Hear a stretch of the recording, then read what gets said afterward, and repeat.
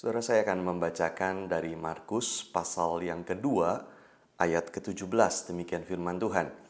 Yesus mendengarnya dan berkata kepada mereka, "Bukan orang sehat yang memerlukan tabib, tetapi orang sakit.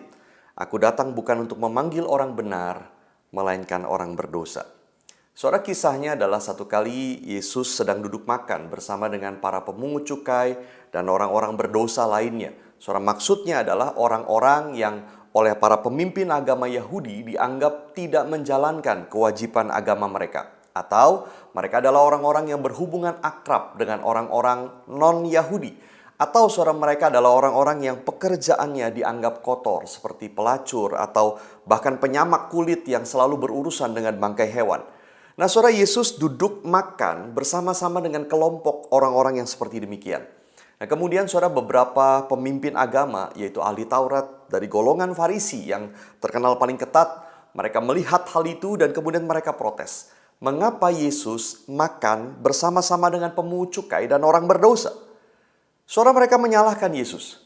Jikalau dia rabi, guru agama Yahudi, jikalau dia orang benar, bagaimana mungkin dia mau duduk makan bersama-sama dengan orang-orang seperti itu? Nah, saudara, Yesus yang mendengar itu kemudian berkata, "Bukan orang sehat yang memerlukan tabib, tetapi orang sakit. Aku datang bukan untuk memanggil orang benar, melainkan orang berdosa." Nah, saudara, apa maksud kalimat ini?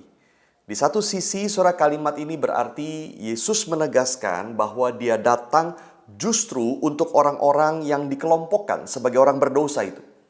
Karena mereka inilah yang sakit. Merekalah yang berdosa.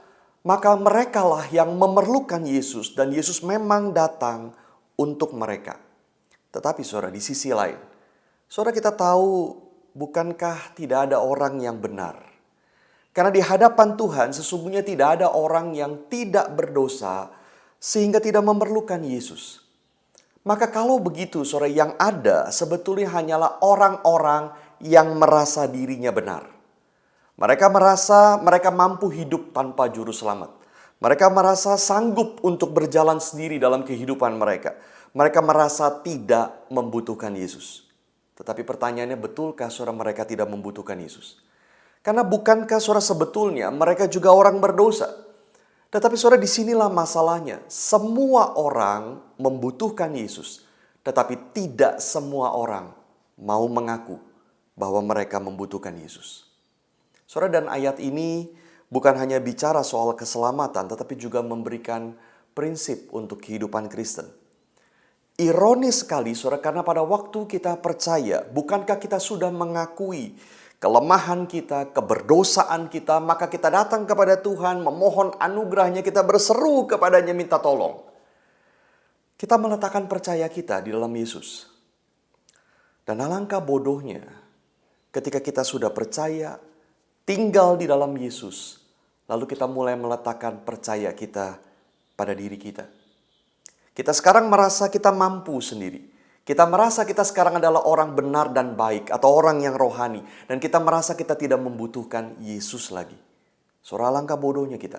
Sebaliknya, alangkah bodohnya juga ketika kita terus merasa diri berantakan, lemah, berdosa, tanpa mau meletakkan beban itu semuanya di kaki Yesus yang sudah tinggal di dalam kita. Saudara, kita lupa bahwa kita dulu memang sudah mengaku bahwa kita adalah orang yang seperti itu, berantakan, lemah, berdosa. Tapi bukankah kita sudah datang kepada Yesus dan meletakkan kepercayaan kita kepada Yesus? Lalu mengapa kita tidak percaya lagi? Saudara, kita membutuhkan pertolongan, anugerah, kemurahan, kekuatan dari Tuhan Yesus. Bukan hanya pada waktu kita menerima keselamatan, tetapi juga setiap saat di dalam hidup Kristen kita. Sampai kita bertemu dengan Dia di dalam kekekalan. Tuhan menolong setiap kita.